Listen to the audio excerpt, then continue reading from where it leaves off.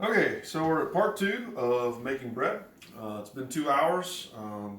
After 2 hours, I put the dough in the fridge. It's been sitting there for a little bit. Um, at any point in time now, I can leave that sitting there, and then I can pull it out whenever I want to make bread. And whatever I don't use, I put it back in the fridge. And so when you're empty, after you've made enough bread, you can refill it and just keep that going.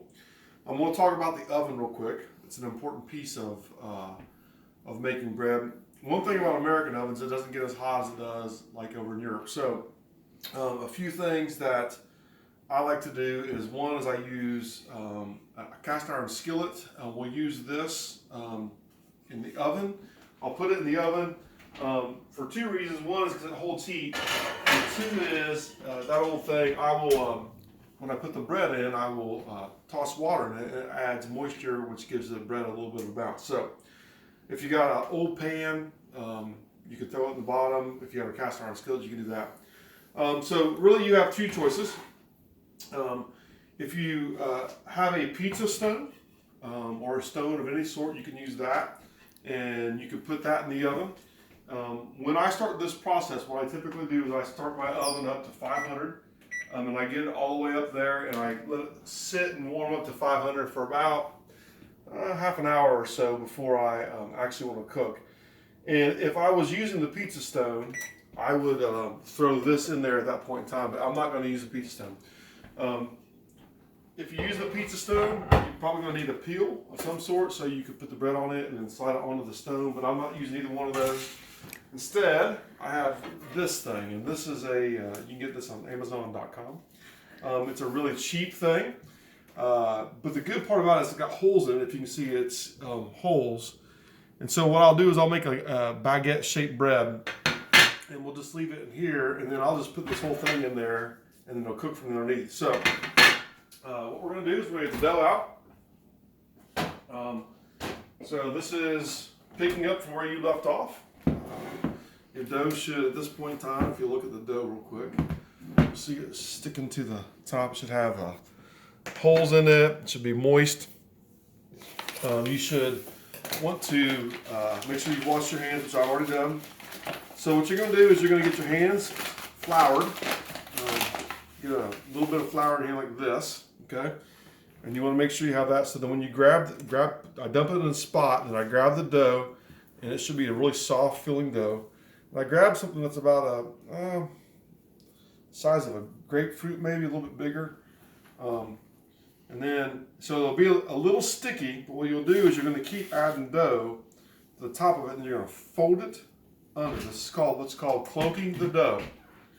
So when you do this, you're going to keep adding flour to it, and so you're going to keep folding the dough under, and keep pulling it and folding it, and it's going to be sticky.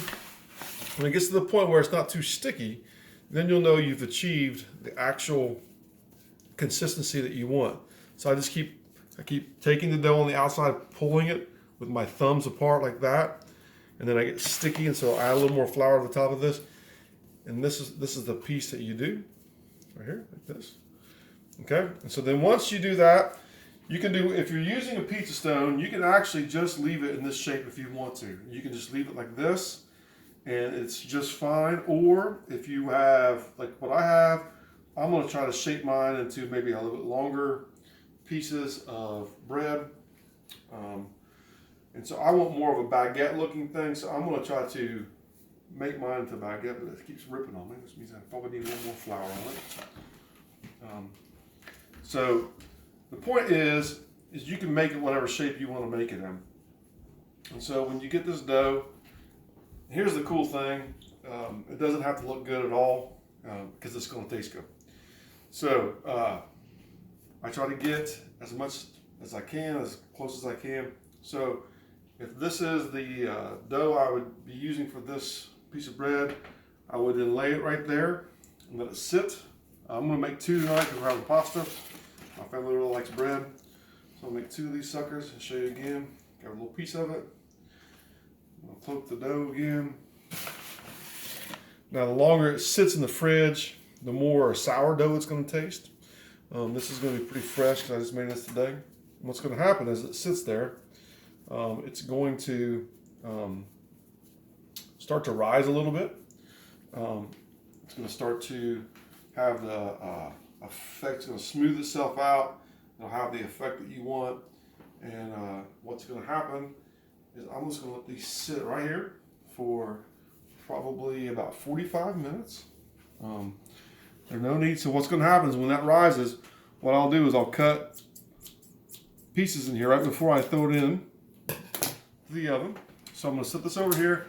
What I always do is I always set my scissors right here so I don't forget to cut that. And then in 45 minutes, I will take this whole, I'll cut those pieces, put it in the oven, take a little splash of water, throw it in that iron skillet, and then I'm going to set the timer for 20 minutes. When it gets golden brown, it'll be done, ready to eat. Hope you enjoy this. Try it. Good luck. Remember, if you make a mistake, it's okay. It's bread. It tastes good. Do it again. Try it again. You'll eventually get better at it. I make mistakes all the time. All right. I love you guys. See you on the flip side. See you.